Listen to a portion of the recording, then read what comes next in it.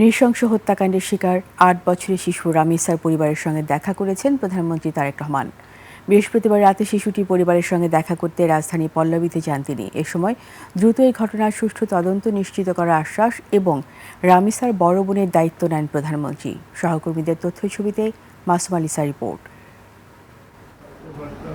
বৃহস্পতিবার রাত 9:30টার দিকে রামিসার বাসায় যান প্রধানমন্ত্রী তারেক রহমান। এ সময় রামিসার পরিবারের সদস্যদের সঙ্গে কথা বলেন এবং তাদের প্রতি গভীর সমবেদনা জানান।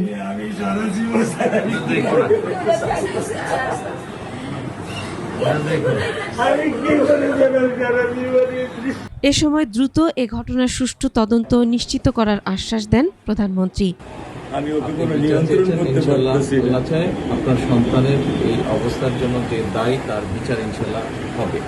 প্রধানমন্ত্রীর সঙ্গে ছিলেন স্বরাষ্ট্রমন্ত্রী সালাউদ্দিন আহমেদ, আইনমন্ত্রী মোহাম্মদ আসাদুজ্জামান, যুব ও ক্রীড়া প্রতিমন্ত্রী আমিনুল হক, প্রধানমন্ত্রীর প্রতিরক্ষা উপদেষ্টা সাবেক brigadier general AKM Shamsul Islam, Dhaka উত্তর সিটি কর্পোরেশনের প্রশাসক শফিকুল ইসলাম খান, প্রধানমন্ত্রীর প্রেস সচিব আবু আবদুল্লাহ M সালেহ এবং অতিরিক্ত প্রেস সচিব আতিকুর রহমান রুমন। দ্বিতীয় শ্রেণীর শিক্ষার্থী রামিসাকে মঙ্গলবার পাশের ফ্ল্যাটের ভাড়াটিয়া ধর্ষণের পর নৃশংসভাবে হত্যা করে। এ ঘটনায় ওই ফ্ল্যাটের বাসিন্দা সোহেল রানা ও তার স্ত্রী স্বপ্না আক্তারকে গ্রেফতার করেছে পুলিশ। এ দুজন সহ অজ্ঞাত পরিচয়ে আরেক ব্যক্তিকে আসামি করে ধর্ষণ ও হত্যা মামলা করেছেন রামিসার বাবা।